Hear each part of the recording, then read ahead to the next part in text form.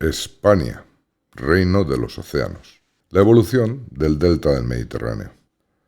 Hola, buenos días, buenas tardes, buenas noches o incluso es posible que buenas madrugadas, dependiendo a la hora a la que estés viendo esto. Como podéis ver, el croma nos sigue dando problemas y se nota claramente que es una imagen superpuesta, pero bueno, poquito a poquito vamos mejorando. En esta nueva era hemos producido ya una serie de vídeos. El primero es la presentación de la nueva era del canal. El segundo nos habla de una cosa muy interesante y que la mayoría de los científicos e historiadores no tienen en cuenta, que es la diferencia entre lo que son avances lógicos y avances tecnológicos. Es muy conveniente verlo para entender gran parte de lo que vamos a ir viendo a partir de ahora.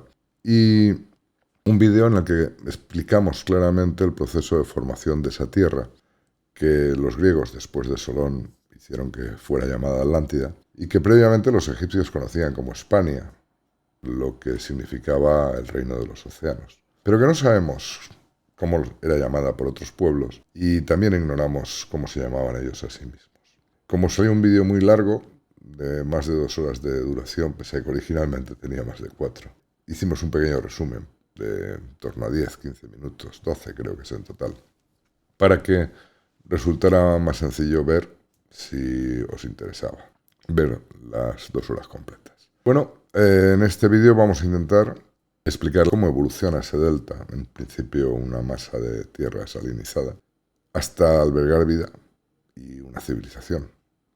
Va a ser largo, espero que no tanto como 2 horas, y espero que no os resulte demasiado aburrido. Yo voy a procurar mantenerme en pantalla, aunque ya veis que se nota que es una imagen sobrepuesta, pero cuando sea necesario, como al quitar el fondo, irnos directamente a la pantalla secundaria, desaparecer yo, y ver que, bueno, como os dijimos en todos los vídeos, todo lo que hablamos aquí está en la página web spnuniversa.com, que también están muchas cosas de las que no hemos hablado todavía y de las que hablaremos en un futuro. En esta primera fase voy a permanecer yo escondido de la imagen. Si os acordáis, en nuestros primeros vídeos pues hablamos de la posible extensión de esa dispersión de sedimentos y de hasta dónde pudieron llegar.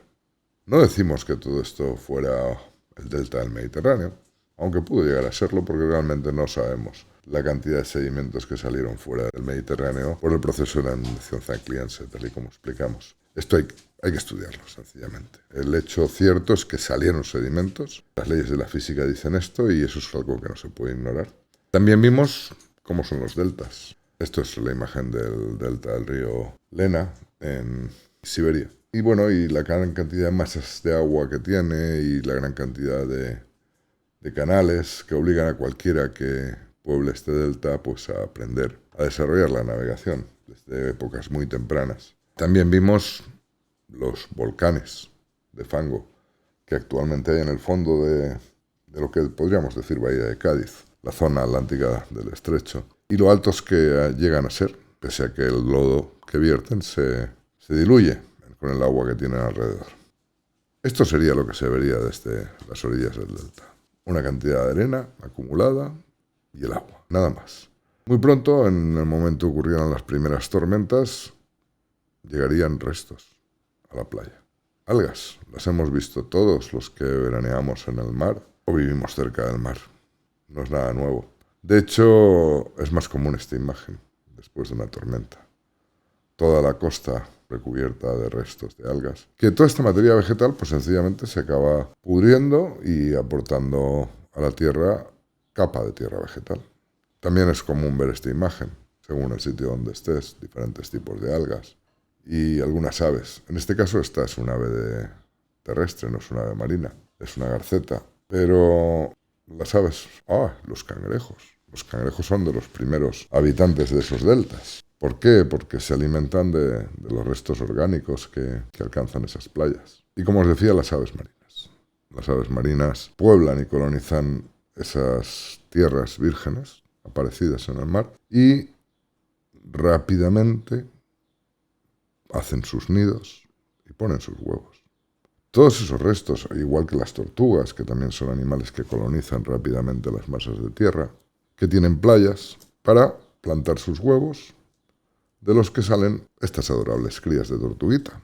Adorables crías de tortuguita que luego caminan hasta las aguas, hasta la orilla, las que llegan y no son devoradas por las aves, o mueren en el intento, y sus organismos aportan más nutrientes a esa tierra en principio estéril. Aves grandes, aves pequeñas, aves de diferentes tipos que colonizan las arenas de todas las playas. Otras aves esencialmente marinas. Los pingüinos estamos acostumbrados a verlos en el Ártico, pero los pingüinos, estos son concretamente pingüinos del Cabo, también colonizan las costas calientes, cálidas. Y no solo los pingüinos, los leones marinos, las focas, las morsas, y todos ellos pues van dejando, aunque esto es una playa de guijarros, en las costas de arena, sus excrementos, los restos de sus comidas, sus propios cuerpos cuando mueren, y van contribuyendo a fertilizar esa tierra. Poco a poco llegan algunas semillas transportadas por el viento o en el plumaje de las aves, no evidentemente las que crean estas hojas grandes, no, las que crean estas pequeñas hierbas que nacen en las dunas, aún sin agua, y se van multiplicando. Sobreviven de la humedad ambiente y de las aguas de lluvia y de las aguas salinas, porque muchas de ellas son compatibles con la salinidad. Pero en el fondo están los volcanes de fango. Y observar qué curioso, aunque se ven las subsidencias de fango que están vertiéndose por el volcán, aquí aparece una columna de burbujas. Burbujas, ¿está saliendo aire? No, lo que está saliendo no es aire, lo que está saliendo es vapor de agua. En ocasiones mezclado con otros minerales, pueden ser aguas sulfurosas. Pero esto no solo se produce en los volcanes de fango, como veremos después. Obviamente este vapor de agua no alcanza la superficie, el agua dulce no alcanza la superficie. En el momento se enfría, se condensa, se diluye en el agua marina. Aunque cuando esto resulta cubierto por una capa de arena, sí que crea una columna dentro de esa capa de tierra, de arena, en la que el vapor, aunque se puede enfriar, se convierte en agua dulce. Al principio no, al principio disuelve la sal que hay en el entorno del tubo de la chimenea que está creando, pero poco a poco va siendo cada vez menos salina esa agua. Y llega un momento que irrumpe en la superficie por pura presión del vapor que la empuja desde abajo. En superficie, los volcanes de fango pues manan eso, fango. Esta burbuja que vemos aquí, esta gran burbuja y los restos de burbujas que apreciamos en diferentes zonas, contienen gases calientes. Luego veremos qué tipo de gases, pero entre ellos os aseguro que está el vapor de agua. En algunos casos no se producen las burbujas directamente, vemos cómo los gases manan de estas chimeneas volcánicas. Y parte de estos gases son vapor de agua. Llega un momento que en el delta hay suficiente agua como para que aparezcan plantas que en esencia son casi en su totalidad comestibles, las eneas, los puros estos de las eneas, o totoras. Cuando son tiernos son comestibles, son una yesca excelente. De hecho, las varas de las eneas son el mejor taladro para hacer fuego por fricción. Y las raíces, rizomas de las eneas son comestibles. La mayoría de las plantas que aparecen en los deltas son comestibles. Y esto proviene de una tesis doctoral, que ahora veremos. Y todas estas pequeñas estrellas son volcanes confirmados de fango. Todas estas pequeñas estrellas negras que existen en el entorno de la salida al Atlántico por el estrecho de Gibraltar.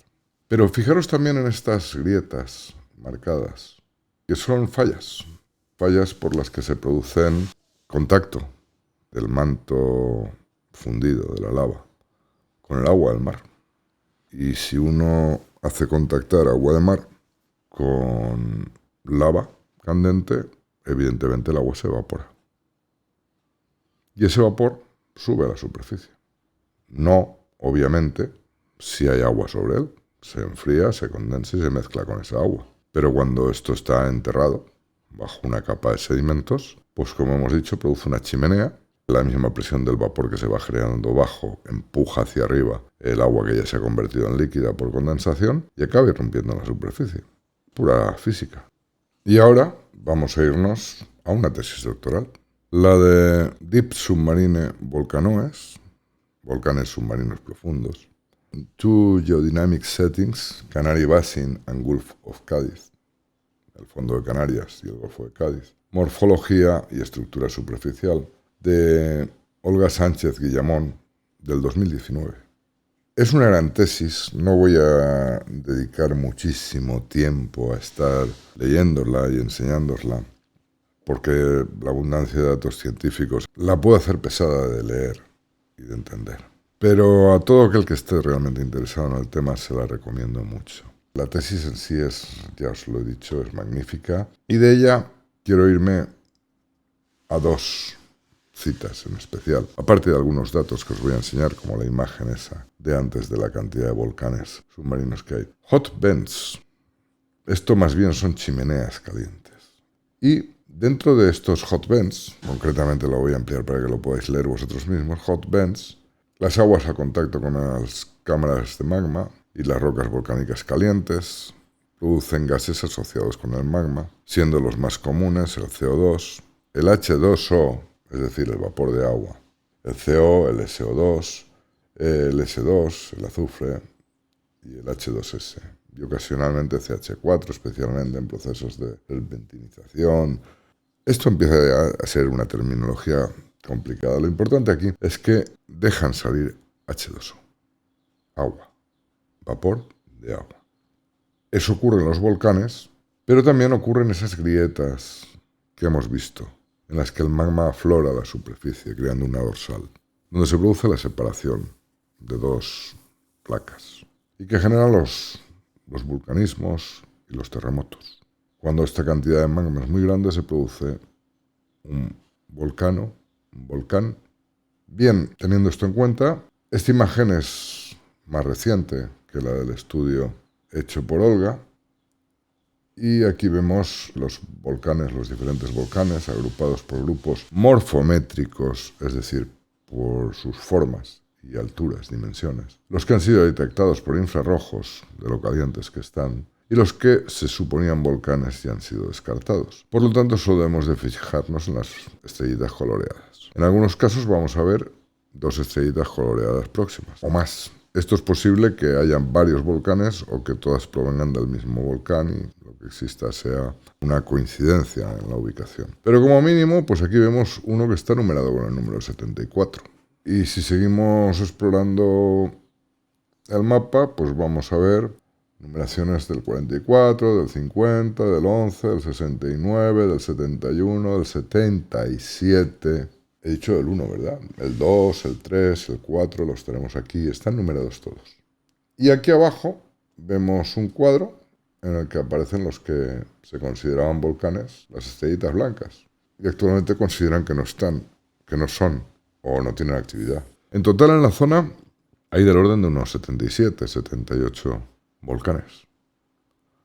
Esto es el margen ibérico y esto es el margen marroquí, que para mí no es marroquí. Esto es la Mauritania tingitana y pertenecía a la Hispania romana, por lo tanto es España. Pero bien, no vamos a entrar en políticas en estos momentos todavía. Tiempo habrá para ello. Fijaros la abundancia de volcanes, de fango, que si esto resulta cubierto por una capa de erosión, esta zona que vemos aquí, de un color marroncito claro, son sedimentos procedentes de la erosión marina o de la erosión de las aguas. Demuestran que aquí se acumulan sedimentos y demuestran que si los sedimentos que se acumularon tras la inundación zancliense fueron lo suficientes, pues aquí se debió de crear una tierra, un delta del Mediterráneo. Pero bueno, esto ya lo tratamos. Vamos a ver lo que sucede cuando esos flujos de sedimentos alcanzan la superficie. Pues que se producen canales entre ellos. Algunos muy importantes, otros menos importantes, y se alcanza una fragmentación de esa tierra que fuerza a quienes la habitan o deciden habitarla a aprender a navegar para cruzar de unos canales a otros. Esto es un tipo de elefante que no existe, que se extinguió. Se extinguió en África, se extinguió en nuestra península, aunque llegó a habitarla. Pero sin embargo, en los yacimientos arqueológicos, de miles de años después de su extinción constatada en la península y en África, aparece. Y fijaros qué curioso. En el ambiente en el que se le representa, vemos espadañas, totoras, Este animal fue uno de los muchos grandes animales que después de las poblaciones de aves, pequeños mamíferos, reptiles, medianos mamíferos, grandes mamíferos, llegaron a poblar el delta del Mediterráneo. Hasta aquí más o menos lo que os puedo enseñar con imágenes, porque imágenes de aquella época hay pocas. Así que volvamos al fondo virtual y os contaré 2 o 3 cosas. Voy a buscar mientras tanto, perdonad que no esté mirando la cámara, una imagen que es muy importante y en la que quiero que nos centremos, porque da la explicación de por qué en ese delta pudo haber vida. Y os la voy a enseñar. ¿Os acordáis de esto? El volcán de fango y el vapor de agua. Si yo antes lo he comentado sucintamente, pero si yo deposito una capa de sedimentos aquí y lo tapo, medio metro de sedimentos, es evidente que esta presión del vapor de agua va a horadar esa capa de sedimentos y la presión del lodo la va a horadar y esto va a acabar manando del lodo, del fango caliente, del fango volcánico. Y si tiene 2 metros también. Y si tiene 200 metros también. El vapor, concentrado dentro de la chimenea que se va a formar, empujará al agua que se condense sobre él y la hará seguir ascendiendo, erosionando esa chimenea y formándola hasta subir a la superficie. Cuando suba a la superficie emanará, creará ríos, creará lagunas, creará conos volcánicos. Y en ocasiones, pues esas aguas serán termales, pero en otras ocasiones serán simple agua fresca, agua dulce, perfectamente bebible. Al decir aguas termales, quiero decir aguas calientes, aguas con sales minerales disueltas, sulfurosas incluso. Pero en muchas otras ocasiones no, serán aguas perfectamente bebibles. Suficientes en cualquier caso para irrigar las plantas y hacer que crezca la vegetación. Y en muchos casos pues suficientes también para sostener la vida. Esto fue lo que transformó, lo que hizo que evolucionase el delta del Mediterráneo y que pudiera ser poblado por miles de animales, por los anfibios más pequeños, las ranitas más minúsculas, los insectos obviamente, y animales tan grandes como los hipopótamos, como los elefantes, los búfalos de agua, o especies similares como nuestro toro que ama las marismas. Así evolucionó el delta del Mediterráneo. ¿Y cuándo sucedió esto? Bueno, pues como vimos durante la explicación de la inundación zancliense, ese delta se produjo aproximadamente hace 5.300.000 años. Quizá tardó 300.000 años en aflorar todas estas fuentes de agua a la superficie y en poblarse de vegetación y de los primeros animales. Pero es que los seres humanos aparecimos en el sureste africano hace unos 6 millones de años. Bueno, los que seríamos luego los seres humanos, los antropoides, etcétera, etcétera. Y fueron ocupando África.